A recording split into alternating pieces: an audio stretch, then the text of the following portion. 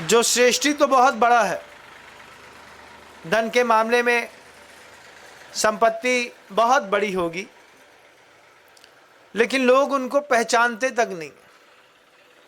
तो श्रेष्ठी गणमान्य हो जरूरी नहीं। पैसा घर के अंदर बढ़ गया तो हम धन के मामले में श्रेष्ठी हो गए, लेकिन इतना छिपा के रखा कि समाज में हमारे धन की भी प्रतिष्ठा नहीं है। कुछ लोग गणमान्य हैं, वो श्रेष्ठी नहीं है, और जो श्रेष्ठी हैं वो सिर्फ श्रेष्ठी हैं, विचारक भी नहीं है। वो विचार भी नहीं करते हैं कि ये संपत्ति हमारे पास कहाँ से आई है, कब तक रहेगी और कब चली जाएगी। जो गणमान्य है उनकी भी यही हालत है। जो बहुत ज़्यादा नेम और फेम में रहते हैं उनको सिर्फ नेम और फेम दिखाई देता है, लेकिन नेम और फेम क्यों मिला है ये दिखाई नहीं देता। जो गणमान्य होते हैं वो क्रेडिट अपने सिर पे ले लेते हैं। तरह तरह की प्रकृति वाले लोग हैं, लेकिन बैठे हैं अपन सब एक साथ, सुन भी रहे हैं। तो जो सुन रहे हैं वो श्रेष्ठी भी हो सकते हैं, गणमान्य भी हो सकते हैं, कुछ विचारक भी हो सकते हैं।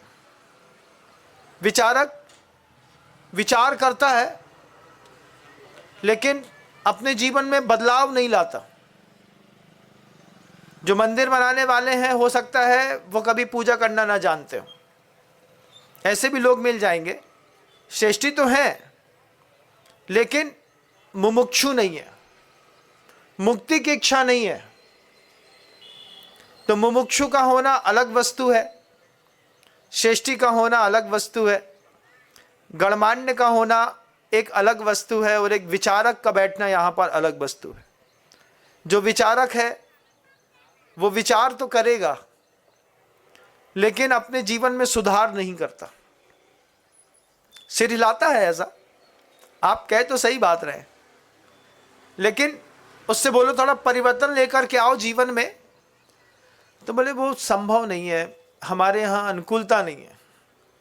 तकलीफ तो तब होती है जब श्रेष्ठी ऐसा शब्द कहता है जिसने धन के अकूत वैभव के ऊपर चढ़ करके अपना परिवार बदला है, वैभव लगाया है, सब कुछ जोड़ा है। उसके घर के अंदर कोई एक दिगंबर साधु अचानक घुस करके पूछे कि इस पूरे के पूरे भवन में मेरे लायक क्या है तुम्हारे यहाँ, तो शायद उस श्रेष्ठी के यहाँ बैठने के लिए पाटा तक नहीं मिलेगा साधु को। अंतर्मन में मेरे शब्दों के साथ अपना घर देखिएगा। किसी स्टैंडर्ड वाले व्यक्ति को बैठाने के लिए 2 लाख का सोफा तो होगा, लेकिन साधु को बैठाने के लिए पाटा, बोले महाराज आए हैं तो मंदिर से उठा करके ले आओ। विचार करने की बात है कि अगर अचानक कोई साधु घर के अंदर खड़ा हो जाए तो क्या क्या उसको दिया जा सकता है। पानी पूछे श्रेष्ठियों के पास कि घर के अंदर पानी मिलेगा क्या, कोई साधु आए, बोले बहुत प्यासा हूं, मुझे पानी पिला दो। तो दिगंबर जैन साधु को पानी पिलाना तो सिर्फ दिगंबर जैन श्रावक ही समझते होंगे किस तरीके से उनको पानी दिया जाता है। सामान्य व्यक्ति का पानी पीना अलग वस्तु है, और एक दिगंबर जैन साधु के जल ग्रहण करने की प्रक्रिया भी विधिवत होती है। उसमें जल की पवित्रता, देने वाले की पवित्रता, बीच में बहुमान का भाव, शुद्धता। कोई पूछ बैठे श्रेष्ठियों से कि साधु को देने के लायक भोजन तो बहुत दूर की बात है, पानी मिलेगा क्या, तो श्रेष्ठी शायद ना कर देंगे। लेकिन फिर भी हम सब एक साथ बैठ करके सुन रहे हैं। सुनने वाला विचारक हो जरूरी नहीं है। कई बार इसलिए भी सुनना पड़ता है कि नहीं सुनेंगे तो कोई क्या कहेगा, तो उसके पीछे भी विजन रहता है। लेकिन आवासा की इस शांत कॉलोनी में निश्चल भौतिक और जड़ पदार्थों से समृद्ध है ये पूरा का पूरा वातावरण। बनाने वाले पूर्व से ही धर्म से जुड़े हुए लोग हैं उनको ये भाव भी दिखता है और परभाव भी दिखता है, और जो दिखता है वो दिखाते भी हैं। इस भाव को देखने के लिए बनाने वालों का 6 खंड का मकान देखना ही अपने आप में काफ़ी है।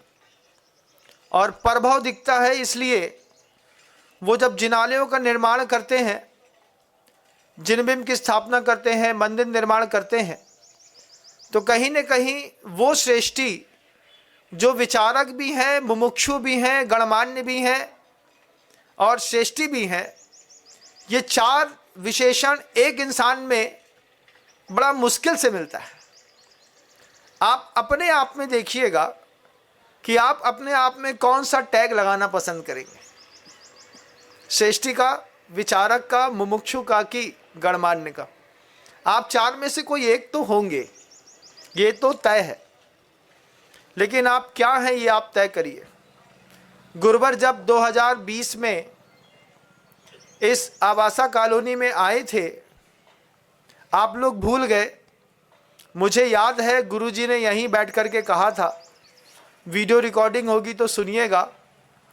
गुरुजी कह रहे थे कि धन वालों को भगवान दिखना बड़ा मुश्किल होता है, लेकिन बीड़ी वाले परिवार को धन भी दिखता है और भगवान भी दिखते हैं। ये शब्द थे गुरुवर के। मैं लगातार सुन रहा था और मैं सोच रहा था कि एक श्रेष्ठी का मुमुक्षु होना कितना मायने रखता है। एक सूक्ति है, गुरुदेव ने लिखी है, मैं उसके साथ आपको जोड़ रहा हूं, आप देखिएगा कि अधिकार पदम प्राप्त नोपकारम करोति यत्, अधिकार पदम प्राप्त नोपकारम करोति यत्, अकारो लोपिताम येन धिकारो विक्रियायते। एक सूक्ति है। अधिकार का मिलना और अधिकार का प्रयोग करना, इन 2 चीजों में बड़ा अंतर होता है बंधु। अधिकार का मिलना, आप जैन कुल में आ गए तो जैन कुल में आने के बाद आहार दान देने का आपको अधिकार है, मंदिर में पूजा करने का आपको अधिकार है, बैठ करके माला फेरने का आपको अधिकार है, साधुओं के पास जाने का आपको अधिकार है, शुद्ध भोजन करने का आपको अधिकार है, रात्रि में भी रात्रि भोजन के त्याग आपको अधिकार में मिला है। सब कुछ मिला है ना, मंदिर पूजन, अभिषेक, शांति धारा, भगवान, जिनबिंब, तीर्थ यात्रा, वंदना, किसका अधिकार है? जैन मंदिर के अंदर कौन घुसेगा? जैन घुसेगा, आपका अधिकार है। अधिकार पदम प्राप्त नोपकारम करोति यत्। गुरुवर कहते हैं अधिकार का मिलना और अधिकार का प्रयोग करना। आप लोग अपने अधिकार का प्रयोग करते हैं कि नहीं, पूछना चाहता हूं। शांति धारा करने का आपका अधिकार है, अभिषेक करने का आपका अधिकार है, लेकिन तकलीफ यह है कि जिनके पास अधिकार है वो मात्र श्रेष्ठी है, विचारक और मुमुक्षु नहीं है। तो श्रेष्ठी घर के अंदर भौतिक पदार्थों के बीच में बैठ करके सिर्फ जड़ पदार्थों की चिंता करता है। श्रेष्ठी का विचारक होना, मुमुक्षु होना बहुत जरूरी है। अगर श्रेष्ठी विचारक और मुमुक्षु नहीं है, क्योंकि आपका इतिहास कह रहा है कि पूर्व में जितने भी श्रेष्ठी हुए हैं उन सारे के सारे श्रेष्ठियों को चिंतन, विचार, शैली के साथ इतना व्यवस्थित तैयार किया गया कि वक्त रहते रहते धनवानों को परलोक दिखाई देने लगा, और परलोक देखने के लिए ही अपन यहाँ पर बैठे हैं। क्योंकि ये धार्मिक आस्था के जो भी केंद्र होते हैं ये 2 चीज़ों पर चलते हैं, श्रद्धा पर चलते हैं और विश्वास पर चलते हैं। अगर आपको विश्वास नहीं है, संबर में, निर्जरा में, आश्रम में, बंद में, मंदिर आपके किसी काम का नहीं है। अविश्वसनीय व्यक्ति के लिए मंदिर सिर्फ पैसा कमाने का, चोरी करने का, बैठने का, बात करने का साधन हो सकता है। लेकिन जिसके अंदर विश्वास होता है वो पाषाण की प्रतिमा में भगवान देखता है, द्रव्य की चढ़ती हुई थाली में संबर और निर्जरा के दर्शन करता है, तपस्या देखता है, संयम देखता है। ये श्रद्धा और विश्वास दो चीजों का खेल है। लेकिन जिसको मिला है अधिकार में, वो लोग अपने अधिकार का जब प्रयोग नहीं करते हैं तो फिर अधिकार शब्द में से आ का लोप हो जाता है। अधिकार में अकारो लोपिताम ये न, आकार का में आ का लोप होकर के क्या शब्द बचा? दिकार लिखा। और फिर ककारो विक्रियायते, का में एक विकार पैदा होता है तो आधा का और बन जाता है, तो धिकार का धिक्कार हो जाता है। ये गुरु जी के सूत्र है, हम लोगों से कहते थे, आज मैं आपसे कह रहा हूँ। क्योंकि मेरे पास खुद का निजी तो कुछ संपत्ति है नहीं, लेकिन विरासत मेरे पास बहुत बड़ी है। विरासत में जो मुझे मिला है पिछले 20 सालों में, उसमें दादा गुरु ज्ञान सागर जी महाराज जी की विरासत में गुरुदेव मिले, और गुरुदेव की विरासत में गुरु जी के साथ लगातार 20 साल रहने का मौका मिला। एक संबद्ध आचार परमेष्ठी की आंखों के नीचे कोई साधु 20 साल तक उनके अनुशासन में रह ले, उनकी चर्या के साथ अपने आप को रंग ले, मिला ले, ये उस साधक के लिए एक बहुत बड़ी उपलब्धि होती है। सौभाग्य था मेरा गुरु जी के साथ लगातार आचार परमेष्ठी की सेवा करके 20 साल साथ में रहा। आज वापस उस विरासत को देखने आया तो मन के अंदर आह्लाद भर गया। देख रहा हूँ कि आचार्य श्री जी के द्वारा स्थापित की गई वह भूमि में विधिवत निर्माण कार्य शुरू हो रहा है, मंदिर बन रहा है, 2-4 साल लगेंगे, बन जाएगा। लेकिन आप अपनी चिंता करिएगा, क्योंकि श्रेष्ठी अगर मुमुक्षु नहीं है, श्रेष्ठी अगर विचारक नहीं है, श्रेष्ठी अगर गणमान्य नहीं है, अधिकार है और अधिकार का प्रयोग करता नहीं है, तो फिर बड़ी दिक्कत होने वाली है। क्या दिक्कत होती है महाराज? आपको ले जाना चाहता हूं अक्षय तृतीया के दिन में। देखिएगा, कभी अभी आएगा 1-8 महीने के बाद, जब पहली बार राजा श्रेयांश ने अपने बड़े भाई सोम के साथ आदिनाथ भगवान जी को आहार दान दिया था।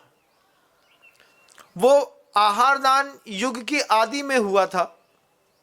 युग की आदि में जब युगम युगादा प्रथम वृषभनाथ भगवान ने पहला दिगंबर मुनि बने, पहले तीर्थंकर बने, युग के आदि के वे पहले साधक बने, पहले केवल ज्ञानी बने। वो आदिनाथ भगवान को पहला आहार देने का सौभाग्य मिला राजा सोम और श्रेयांश को।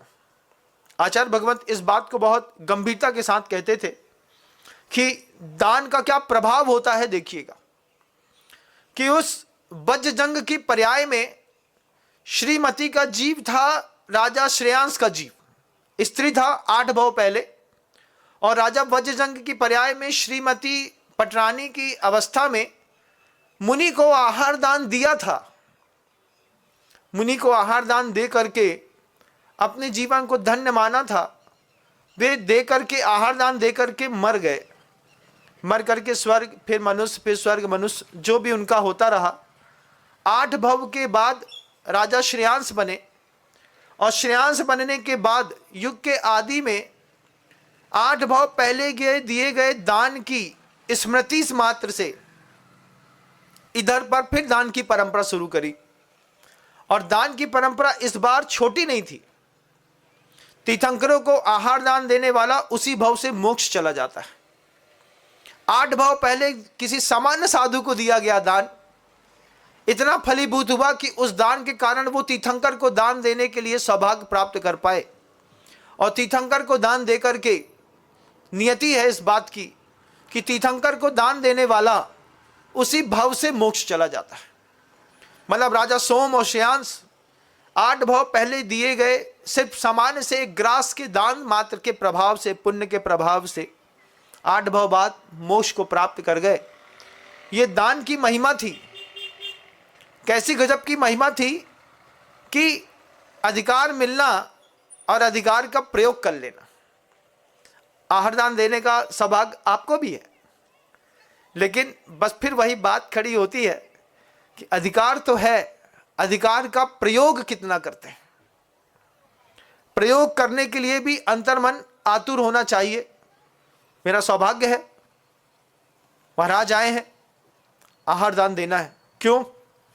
उनके पेट भरने के लिए नहीं, आहार दान देना है अपने लिए अगले भव का रास्ता खोलने के लिए। क्योंकि आज का ये संस्कार कल जब किसी और क्षेत्र पे, किसी और काल में, किसी और द्रव्य के साथ दोबारा ये पुण्य फलेगा, तो हो सकता है मेरी भी मुक्ति का रास्ता सिर्फ 2 ग्रास रखने मात्र से निकल आए। क्योंकि जब राजा बजरंग की पर्याय में रानी श्रीमती ने दिया था, उनका रास्ता निकला, तो दान आपके लिए भी रास्ता निकालेगा। दान को बोझ नहीं समझा जाता है, दान आपके लिए एक रास्ता निकालता है। फिर वो कैसा कैसा दान होता है? दान के भी कई प्रकार होते हैं। कुछ लोग धन का दान दे करके अपने आप को धर्मात्मा समझते हैं। जिनके पास धन नहीं होता है वे समय का दान दे करके अपने आप को धर्मात्मा बनाते हैं। आपके पास जो कुछ भी है दुनिया में, आपके पास कोई भी टैलेंट है, मैं बस एक चीज कहना चाहता हूं कि आप अपनी शक्ति, अपने टैलेंट का इस्तेमाल अपने गुरु को भी करने दीजिए। आप एक बहुत अच्छे कवि हैं, आपकी उस कविता में आपका गुरु दिखना चाहिए। आप बहुत अच्छे ज्ञानी हैं, आपके ज्ञान का प्रयोग आपका गुरु भी थोड़ा सा कर ले तो कितने सौभाग्य की बात होगी। अगर आप बहुत अच्छे श्रेष्ठी हैं तो श्रेष्ठता बस इस बात की है कि आपके पास धनाढ्यता होगी, तो थोड़े से आपके धन का प्रयोग भी आपके गुरु को कर लेने दीजिए। आपके पास बहुत अच्छे संबंध हैं, बड़े बड़े मिनिस्टर से हैं, बड़े बड़े राजनेताओं से हैं, पुलिस वालों से हैं, प्रशासन वालों से हैं, अधिकारियों से हैं। बस इतना सा करिए कि अपने गुरु के पास जाकर के कहिए कि मेरे पास ये पावर है, आप मेरा इस्तेमाल कर लीजिए। मैं आपका इस्तेमाल करके देव शास्त्र और गुरु को अगले 5000 साल के लिए और स्थापित कर दूं। आपके पास ऐसा क्या है जिसका इस्तेमाल मैं कर सकता हूं? आप खुद निश्चित करिए। मैं ये नहीं कहता हूं कि सिर्फ धन का ही इस्तेमाल करना है मुझे आपका। अगर आपके पास समय है तो क्या मैं आपकी सामर्थ्य का इस्तेमाल कर लूं? क्या आप मुझे अपना समय देंगे? हाँ महाराज, मैं सुबह 6 बजे से आ जाऊंगा, 7 बजे आ जाऊंगा। आप जब तक बोलेंगे हम 4 शिफ्ट में काम ले लेते हैं। 6 से 12 बजे तक हम 4 रह लेंगे, 12 से 5 तक हम 4 रह लेंगे, 5 से रात को 7 साढ़े 7 बजे तक, जब तक आप विश्राम में नहीं जाते हैं, हम 4 रह लेंगे। तो मैं आपका समय का इस्तेमाल करके भी जैन शासन बहुत ऊंचा कर सकता हूं। अगर आप बहुत अच्छे कवि हैं तो कुछ ऐसा लिखिए कि लोग प्रेमिका के पीछे पागल होते हैं जब गाना सुन करके, तो कोई लोग आपके गुरु और धर्म के पीछे भी पागल हो जाए। तो एक कवि की कविता भी जिन शासन के निर्माण में एक बहुत बड़ा सहयोग कर सकती है। अपना अपना टैलेंट देखिए। महिलाएं रोटी बनाने में एक्सपर्ट है महाराज, पढ़े लिखे नहीं है। आपकी रोटी का प्रयोग जैन शासन की तरक्की में होना चाहिए। इस्तेमाल कर लीजिए महाराज, आप इस्तेमाल कर लीजिए, इसका प्रयोग कर लीजिए। आहार दान की वह प्रक्रिया इतनी निर्मल, साफ सुथरी और सुदृढ़ होती है कि वो साधक और साधु के बीच का प्रेम बढ़ाती है। क्योंकि प्रेम जब भी बढ़ता है खाने खिलाने से बढ़ता है। किसी को नहीं बनती है, इनवाइट कर लीजिए, आइए ना हमारे यहाँ। आ गए हम आपके यहाँ, अब क्या करना है? प्रेम बढ़ाने का सबसे बड़ा उपाय है, आप दुनिया में कहीं भी रहते हैं, आपके पास जो भी शक्ति है, ज्ञान की, धन की, पूजा की, बल की, संबंध की, नैतिकता की, विचारों की, हो सकता है आप बहुत अच्छे इंजीनियर हो, आप बहुत अच्छा जिन बिंब मंदिर बनाना जानते हो, लेकिन मेरी आप तक पकड़ नहीं है, तो स्क्रीन पर दिखाए गए नंबरों से आप अपनी पकड़ मुझ तक बनाइए, एक डोर पहुंचाइए मेरे पास तक। महाराज जी आप मेरा भी प्रयोग कर लीजिए जैन शासन की तरक्की के लिए। मेरे पास धन नहीं है, लेकिन मैं आपको बहुत अच्छी चीज़ें दिखा सकता हूँ। मान लीजिए आप मार्बल का काम करते हैं, तो आपको पता है कि सबसे सस्ता, कम से कम कीमत पर प्रकृति से मार्बल कहाँ पे सबसे बेस्ट मिलता है। आप पैसा खर्चा मत करिए, लेकिन ऐसा कनेक्शन बनाइए कि गुरुदेव ये पत्थर से आप मंदिर बनाएंगे, सबसे कम पैसे में बहुत अच्छा बन जाएगा। धन मेरे पास नहीं है, लेकिन मैं संबंधों में आपको जोड़ करके भी जैन शासन की सेवा करना चाहता हूँ। इस तरीके से भी जैन शासन की बहुत अच्छी सेवा हो सकती है।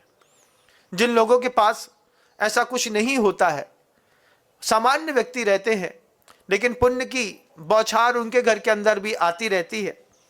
जैसे जब अपन एक कुआं खोदते हैं तो पानी चारों तरफ से आता है, ऐसे ही घर के अंदर भी बिना पुण्य वर्गणाओं के और पुण्य शक्तियों के आपका भी रहना संभव नहीं है। उस थोड़े से पुण्य का प्रयोग एक बार इस पर्याय में अपने गुरु को भी करने दीजिए। मुझे हर एक व्यक्ति की जरूरत है। जो बच्चा जैन शासन में अभी खेल रहा होता है, वो भी इस जैन शासन को ऊंचा उठाने में लिए बहुत बड़ा भूमिका तय करता है। आपको आपके बच्चे की कीमत पता नहीं है, अपनी शक्ति, अपने समय की कीमत पता नहीं है, लेकिन कलऊ एकता बलम गुरुदेव हमेशा कहते थे। आचार्य श्री बोलते थे, जैन शासन को ऊंचा करना है, धर्म को ऊंचा करना है, तो संगठन दिखाना पड़ेगा। वो संगठन ही है जो हमारी आपकी तरक्की में सहयोग दे सकता है। सबके पास धन की शक्ति होगी ऐसा तो संभव नहीं है। कुछ का पुण्य मद्दा होता है धन के मामले में, वो दूसरे मामले में किसी भी चीज में अगर एक्सपर्ट हैं आप, क्योंकि बिना एक्सपर्ट के लोग संसार में रह कहाँ पाते हैं। संसार में रहने के लिए कोई ना कोई जद्दोजहद तो करनी पड़ती है, किसी ना किसी शक्ति का संचय करना पड़ता है। बस एक बार बताइएगा, हर माँ बहन की जरूरत है, हर पुरुष की, हर युवा की, हर बालक की जरूरत है। इस जैन शासन को अपने गुरु से आकर के पूछो, मेरे पास 4 घंटे हैं, मैं 4 घंटे में ऐसा क्या करूं कि जिनकुल और वृद्धि को प्राप्त हो।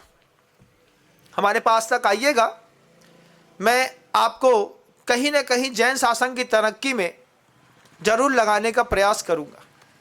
और जब लगे कि हम कुछ नहीं दे सकते हैं, तो एक ऐसी रिद्धि है जो दुनिया में सबको आती है, परिग्रह संचय करने की। फिर थोड़ा सा वो छोड़िएगा, गुरुदेव विज्ञान तो बहुत है मेरे पास, लेकिन यहाँ आ नहीं पाता, बैठ नहीं पाऊंगा, समय नहीं दे पाऊंगा, कुछ समझा भी नहीं पाऊंगा, कुछ संबंधों का व्यवहार भी नहीं निभा पाऊंगा, लेकिन कुछ संचित द्रव्य घर के अंदर पड़ा है, अगर आप इसका उपयोग कर ले तो वो भी बहुत जरूरी है।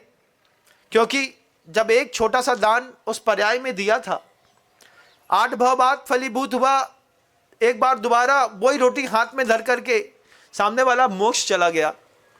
तो जब हम सम्यक दर्शन की उत्पत्ति में जो निमित्त कारण आचार्यों ने बतलाए हैं, उसमें से किसी एक निमित्त का भी निमित्त बनते हैं, जिनबिंब रखने का निमित्त बनते हैं, मंदिर बनाने का निमित्त बनते हैं, जिनवाणी को स्थापित करने का निमित्त बनते हैं, साधु बनकर के साधु बनने का निमित्त बनते हैं। यहां पर बैठा हुआ जो साधु आपको नजरों के सामने दिखाई दे रहा है, ये स्वयं के लिए भी साधु है और आप लोगों के लिए भी। मैं अपने लिए तो साधक हूं, लेकिन आपके लिए भी कर्म निजरा का एक बहुत बड़ा निमित्त हूं। इस निमित्त का भी प्रयोग करना पड़ता है। किसी भी निमित्त से आप जिन धर्म को, स्वधर्म को ऊंचा उठाने की कोशिश करिए। जिनके पास कुछ नहीं होता है, तो भी जिनबिंब सम्यक दर्शन की उत्पत्ति में कारण बताया।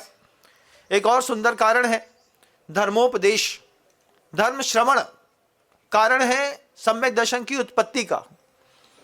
देखिए, फिर शब्दों पे गौर करिएगा। आचार्यों ने धर्म पठन शब्द नहीं कहा, यह नहीं कहा कि घर के अंदर ले जाकर के पुस्तक पढ़ोगे तो सम्यक दर्शन की प्राप्ति होगी। आचार्य कहते हैं, गुरु के मुख से भावनाओं से मिश्रित होकर के यथार्थ को जो जागृत उपयोग के साथ सुनेगा, उसको सम्यक दर्शन की प्राप्ति होगी। तो सुनना भी, उपदेश सुनना कोई छोटी बात नहीं है। अर्जुन सुन नहीं रहा था तो बहक रहा था, भावनाओं में बह रहा था। अर्जुन ने जैसे ही अपने आप को सुनने के लिए तैयार किया तो 18 अक्षौणी सेना का अधिपति बन गया। सुनना बहुत कीमती होता है। सुनने से दुनिया भर की चीजें मिलती हैं। गीता का ज्ञान कृष्ण ने कुरुक्षेत्र पे दिया। आपके घर के कुरुक्षेत्र में भी एक साधु की देशना कमाल करती है बंधु। उपदेश हल्की वस्तु नहीं होती। देने वाला 1000 बार विचार करके, जैसे कोई अच्छा वैद्यक होता है, वो सामने वाले की प्रकृति देख लेता है, सामने वाले की ताकत देख लेता है, रेजिस्टेंस पावर देख लेता है, सब देख करके फिर उसके लिए गोली बना करके देता है, इतनी सी खा लेना ठीक हो जाएगा। ऐसे ही गुरु महाराज होते हैं, समृद्ध सफल साधु होते हैं, सिद्ध पुरुष होते हैं। जगह जगह का पानी बदलता है, उपदेश की भाषा बदलते हैं, उतना ही देते हैं जितने में तुम्हारा कल्याण हो जाए। क्या गजब का उपदेश दिया माँ जिनवाणी ने। भील जंगल के अंदर मांस खा रखे जिंदा रह रहा था। माँ जिनवाणी ने उससे कहा, गुरु के माध्यम बना करके तो सिर्फ कौवे का छोड़ देगा ना तो भी मोक्ष चला जाएगा। और उसने गुरु की बात मान ली, कौवे का मांस बस छोड़ा और साधर्म में महर्दिक जाति का देव बन गया। भील को कौवे मात्र का मांस त्याग साधर्म जाति का देव बना सकता है, लेकिन आपने बहुत तरक्की करी है। जैन कुल अचानक नहीं मिला, पूर्व भव में भी तपस्या करी होगी, पूर्व भव में भी भटकाव को विराम देने के लिए लगातार आप यहां पर आकर के कुछ ना कुछ टटोलते रहे होंगे। इस बार सब कुछ अपडेट वर्जन पे मिला है। अच्छा जैन कुल मिला है, अच्छा क्षेत्र मिला है, अच्छा शरीर मिला है, प्रज्ञा अच्छी मिली है, श्रेष्ठीपना है, गणमान्य है, विचारक है, मुमुक्षु है, मंद कसाई है, सब कुछ है। इस बार सारे अधिकार मिले। फिर प्रश्न उठता है, कितने अधिकारों का प्रयोग करते हैं। जब सुबह ये बात निश्चित कर दी गई है कि मंदिर जी में 7:15 बजे या 7 बजे शांति धारा होती है, तो जिसकी दुनिया में अभी हाथ हैं वो मंदिर तक क्यों नहीं आता। मुझे याद है जब हम लोग 3 साल पहले 52 गजा में थे, ठंडी में 1 जनवरी मना रहा था मैं 52 गजा में। वहाँ पर एक सज्जन का आना हुआ, गुजरात से आए थे, शॉल ओढ़े हुए थे, बहुत टाइट था, पूरा शरीर बंधा हुआ था। मैं खुला बैठा था बिल्कुल ऐसे ही। आदिनाथ भगवान से मैं जो लेकर के आया जीवन में याद रहेगा मुझे। मैं बैठा था, बोलियां चल रही थी 1 जनवरी की। उस श्रावक ने करीब 60 साल की उम्र होगी, 3.25 लाख रुपए के आसपास की कोई बोली ली, पहली बोली अभिषेक करने की। अभिषेक करने की बोली लेकर के वो श्रावक बड़ा खुश हुआ। और जब सब बोलियां लग गई, वो व्यक्ति मेरे पास आया, आकर के मुझसे कहता है, महाराज मेरे बहुत पाप कर्म का उदय है। हमने कहा क्या हुआ? मैं अभिषेक नहीं कर सकता महाराज। हमने कहा अभी तो आपने बोली ली है, क्या बोली ज्यादा हो गई? कम कर देते हैं, आप विकल्प मत करिए, दान ऐसा दीजिए जिसमें आपको संक्लेश ना हो। बहुत स्नेह से कहा मैंने। बोले महाराज पैसे की कमी नहीं है। फिर क्यों नहीं कर सकते अभिषेक? मैंने सोचा हो सकता है कि कुछ आरोप प्रत्यारोप लगे हों, सफ़ेद दाग इत्यादि शरीर पे हो, इसलिए अभिषेक नहीं कर रहे हैं। हमने कहा कुछ शारीरिक दिक्कत है? बोले नहीं महाराज कोई सफ़ेद दाग वगैरह नहीं। हमने कहा हो सकता है कहीं और विवाह संबंध इत्यादिकों में कुछ गड़बड़ हो गई हो, या फिर पेस्टिसाइड का धंधा करते हो, कुछ और काम करते हो, ऐसा जो पाप कर दिया हो जिससे आत्मग्लानि से इंसान भरा हुआ है, तो अभिषेक नहीं करना चाहता। तो वो धीरे से पीछे से उसके दोनों पुत्र आकर के खड़े होते हैं। बोले महाराज हम बड़े घराने के अच्छे लोग हैं, श्रेष्ठी भी हैं, गणमान्य भी हैं, विचारक भी हैं, मुमुक्षु भी हैं, सब है, सारी अनुकूलता है महाराज। 3 फैक्ट्रियां हैं बड़ी बड़ी, पैसे की कोई कमी नहीं है, आपकी कृपा है। लेकिन पिताजी के जन्म से दोनों हाथ नहीं है। जब ये बात सुनी कि पिताजी के जन्म से दोनों हाथ नहीं है, शॉल अच्छे से लपेटे थे, एकदम से दिल धक कर गया। जिसको अधिकार मिला है वो बेचारा कर नहीं पा रहा, जो करने के योग्य है वो मंदिर आना नहीं चाहता। भौतिकता और जड़ पदार्थों ने इतना कस करके घर के अंदर रखा है कि कॉफी, नफीस का टोस्ट, साथ में जोमेटो और स्विगी ने पूरा का पूरा धर्म को रोक करके रख दिया। निकलना चाहता भी है तो कोई साधु पहुंचता नहीं, घर तक आएगा नहीं। साधु की अपनी एक मर्यादा है। साधु कभी भी, दिगंबर साधु ने किसी को घर के अंदर घुस करके नहीं समझाया। हमने हमेशा इंतजार किया है एक विशेष क्षेत्र का, यहाँ पर जो आएगा मैं उसको बोलूँगा, अपने गुरु से जोड़ूंगा, माँ जिनवाणी से जोड़ूंगा, भगवती से जोड़ूंगा, भगवान से जोड़ूंगा, प्रेरणा दूंगा, क्योंकि मेरा काम है। मुझको उसके लिए मेरे गुरु ने निर्धारित किया है, अवसर दिया है, पुरुषार्थ दिया है, संवारा है, सजाया है। जो मेरा काम है वो करूंगा, लेकिन किसी के घर में अंदर आकर के नहीं करता। मेरे घर के अंदर जो आता है मैं सिर्फ उससे संवाद करता हूँ। और ये संवाद इतने सफल हैं, कितने सफल हैं ये तो पूरा इंदौर और पूरा देश जानता है कि आज तक पूरे इंदौर शहर के अंदर पिछले 6-6.5 महीनों से मैं लगातार यहाँ पर हूँ। मैं किसी के घर के अंदर जाकर के मैंने कभी किसी से कोई संवाद नहीं किया। लोग मेरे कमरे पे आए, लोगों ने श्रीफल चढ़ाया, नारियल चढ़ाया, बैठे, मेरे पास आकर के मुझे घूर करके देखा। जब किसी ने मुझे घूर करके देखा तो मैंने भी उसको नज़र उठा करके देखा। फिर हमने तुमको देखा, तुमने हमको देखा, और देखा देखी में जो कुछ हुआ है उसकी फलश्रुति है आचार्य भगवंत जिस मंदिर की कल्पना करके गए थे, इस देखा देखी के चक्कर में वह मंदिर 70% बन करके आंखों में तैयार हो गया। विनम्र सागर ने मेरे नाम का बड़ा हव्वा है। लोग बोलते हैं कि पूरे इंदौर शहर के अंदर दहशत का माहौल है। दहशत का माहौल कैसा है? हर बड़ा पैसा वाला डरा हुआ है, वो मंदिर में नहीं आता। हम उससे कहते हैं भैया श्रेष्ठी मंदिर में नहीं आते, लेकिन जो मुमुक्षु भी है और श्रेष्ठी भी है उसको मुझको फेस करने में कोई दिक्कत नहीं होती। वो सामने आकर के खड़ा होता है। बताओ, मैं किसी के घर के अंदर घुस करके मैंने कभी किसी को गला हिला करके बोला क्या कि तुमको देना पड़ेगा? नहीं बोला मैंने। तुम चला करके मेरे हाथ तक आए, बोले महाराज ये मेरी गर्दन है, आप पकड़ लो। हमने उपत करके कभी किसी के घर के अंदर विनम्र सागर नहीं गए। विनम्र सागर के दरवाजे तक आए, और ये दरवाजा मेरा नहीं है, ये मेरे गुरुदेव का दरबार है। गुरुदेव की आस्था और प्रतिष्ठा से प्रभावित होकर के आप यहाँ पर बैठे, मेरा आपका स्वस्थ संवाद हुआ। मैंने दुनिया भर के लोगों को सिर्फ सुझाव दिया। मेरे शब्दों की शैली है, मैं किसी भी व्यक्ति को दान के लिए भी बोलता हूँ तो मैं ये जरूर कहता हूँ कि ये मेरा सुझाव है, दबाव नहीं है। आपकी अनुकूलता हो तो जरूर करिए।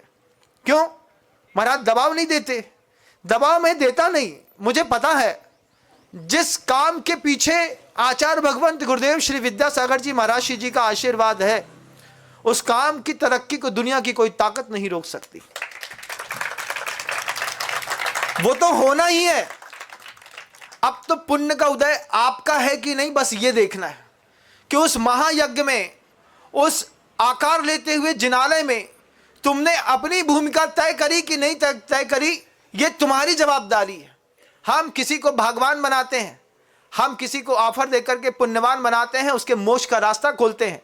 इस भाव में तुम हमारे कहने पर एक जिनबिंब रखने वाले हो जिस मंदिर में, इस मंदिर में एक जिनबिंब रख करके चले जाओ दुनिया छोड़ करके। 7वें 8वें भाव में चक्रवर्ती, बलदेव, वासुदेव, तीर्थंकर, कुछ भी बनाया जा सकता है तुमको तुम्हारे पुण्य के द्वारा। क्योंकि जब वज्रजंग की पर्याय में महारानी श्रीमती का जीव वहां पर दान देकर के यहां पर आदिनाथ को दान देने का सौभाग्य प्राप्त कर सकता है, आज तुमने एक जिनबिंब, एक मंदिर में एक प्रतिमा रखने का सौभाग्य प्राप्त किया है। हो सकता है कल तुम्हारी प्रतिमा किसी मंदिर में रखी जा रही हो और लोग कह रहे हो ये वही इंसान है जिसने 8 भाव पहले जिनबिंब रख करके पहली बार शुरुआत करी थी धर्म की, और 8 भाव के बीच में यह कमाल हुआ कि ये धीरे धीरे पर्याय को संवर्धित परवर्धित पोषित करते हुए विदेश क्षेत्र में जन्म हो जाए, सिमंदर स्वामी का दर्शन हो जाए, सम्यक दर्शन की प्राप्ति हो जाए, मुक्ति की इच्छा हो जाए। 8 साल अंतर मुहूर्त का लड़का विदेश क्षेत्र में ऐसे बैठ करके केवल ज्ञान को आंखों देखा प्राप्त हो जाता है। कोई यहां से केवल ज्ञानी हो गया, कोई वहां से केवल ज्ञानी हो गया। क्या है वहां पे कमाल? वहां पे एक ही कमाल है कि जिसने पूर्व भाव में सुकृत किया था, उस सुकृत का परिणाम निकल रहा है। 8 साल अंतर्मुहूर्त का लड़का आंख को देखते देखते केवल ज्ञान को प्राप्त हो गया।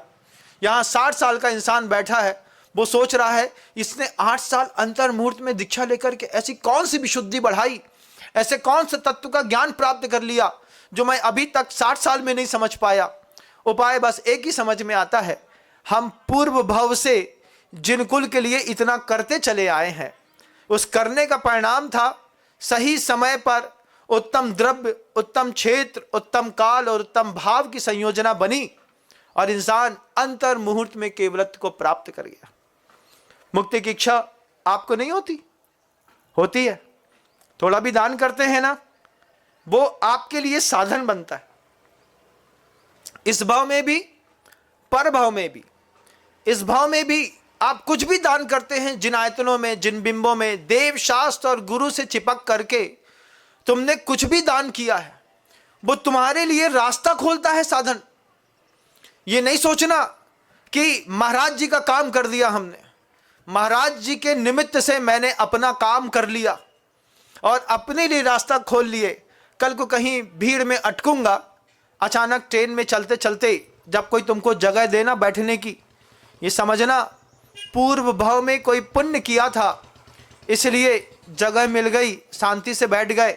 जगह देने वाला जैन निकल जाए, तुम 3 दिन के भूखे हो, अपना टिफिन खोले, अचानक पूछे भैया आप अंथव करोगे? अच्छा तो अंथव, एक शब्द बस बोला अंथव, इतने में 2 का दिमाग क्लिक कर गया, जैन है और जैन है, सूरत देखी और 4 पूड़ी आगे बढ़ा दी, आप भी खा लो। ये क्या है? साधर्मी बात्सल्य। अचानक रोटी कहाँ से मिली तुमको? ट्रेन में। कहीं ना कहीं से कोई पुण्य पल्ले आता है। तुम जब यहाँ दान देते हो ना, ये दान तुम्हारे लिए रास्ता खोलता है, मेरे लिए क्या रास्ता खोलेगा? हमने अपना रास्ता तो अपने गुरुदेव से खुलवा लिया अपना। उन्होंने चक्रवर्ती की संपदा देकर के कही कि जिस दिन आध्यात्म में डूब करके तुम अपना काम करना चाहोगे, अंतर्मुहूर्त का खेल है, कोई बड़ी चीज नहीं है सिद्धालय में जाना, अच्छा इंसान बन करके धरती पर रहना बड़ी चीज है। आचार्य भगवंत हमेशा कहते थे हम लोगों से, मौत के बाद भी जिंदा रहना है तो बताओ क्या करेंगे? आपसे भी पूछता हूं, मौत के बाद भी अगर जिंदा रहना है तो कैसे जिंदा रहोगे? तो गुरुजी कहते थे कुछ ऐसा करो कि दूसरे की सोच में तुम जिंदा रहो, क्योंकि मृत्यु के बाद शरीर तो चला जाएगा लेकिन इंसान सोच में जिंदा रहेगा, और उस सोच में भी तुम कैसे जिंदा रहोगे ये तुम निश्चित करो। आज चामुंडराय, भगवान गोमटेश्वर बाहुबली की प्रतिमा बनाने वाले हमारी आपकी सोच में जिंदा है कि नहीं है? वो सुअर जो मुनि को आवास दान दे गया और लड़ करके शेर से मर गया, क्या वो सुअर हमारी श्रद्धा का केंद्र नहीं है? वो हमारी सोच में जिंदा है। बेआचार समंतबद्ध गुरुदेव जिन्होंने अपनी दीक्षा का त्याग करके और धर्म का डंका बजाया था, सम्यक दर्शन का चमत्कार दिखाया था, जाने के बाद भी क्या वो जिंदा नहीं है? जिंदा है। वर्धमान स्वामी क्या जिंदा नहीं है? हमारी आपकी सोच में जिंदा है। कितने लोग हैं जो सृष्टि पर दिखाई नहीं देते लेकिन हमारी सोच में जिंदा है। एक बार अपने आप से पूछिएगा कि आपके मरने के बाद आप किसकी सोच में जिंदा रहेंगे? महाराज 2 की सोच में तो जरूर जिंदा रहे। कौन की? जिससे हमने कर्जा लाओ है और जी को चुकाओ नहीं है, वो मरे के बाद भी हमें याद करे। क्या? जो इंसान इन्हें हमारे 50 लाख मारे थे और लेकर के मर गओ, अब छोड़े नहीं, चिंता नहीं करो, रिवर्स गियर लगता है। तुम किसी का भी पैसा लेकर के इस धरती से मर जाओ, तुमको उसका पैसा चुकाना पड़ेगा, किसी ना किसी तरीके से चुकाना पड़ेगा। रात में कुत्ता बन करके उसके घर की दरवाजे की पहरेदारी करके चुकाना पड़ेगा। एक पर्याय में नहीं, कई पर्याय में। ये जो मोहल्ले में कुत्ते घूमते हैं ना, ये सारे कुत्ते तुम लोगों के कर्जदार थे पूरे जमाने में। जितने तुम्हारे पुराने पैसा चुकाने वाले बिना पैसा चुकाए मर गए, वे सारे सारे मर करके कुत्ता हुए, और कुत्ता होकर के भी कहीं और के कुत्ता नहीं हुए, तुम्हारी गली के ही कुत्ता हुए। अब वो जो कुत्ता है वो तुम्हारा कोई पुराना कर्जदार है, तो वो कुत्ता क्या करता है, रात में जैसे ही गली में कोई चोर घुसता है तो वो कहता है भैया मैं क्या करूं, मेरी पर्याय बदल गई, कर्जा चुकाना है सेठ का, किसी के 500 मारे थे, किसी के 5 करोड़। तो सारे के सारे कुत्ते मिलकर के तुम्हारे घर की रक्षा करते हैं। तुम्हारी गाड़ी को कोई छुएगा वो कुत्ता भौ भौ करेगा।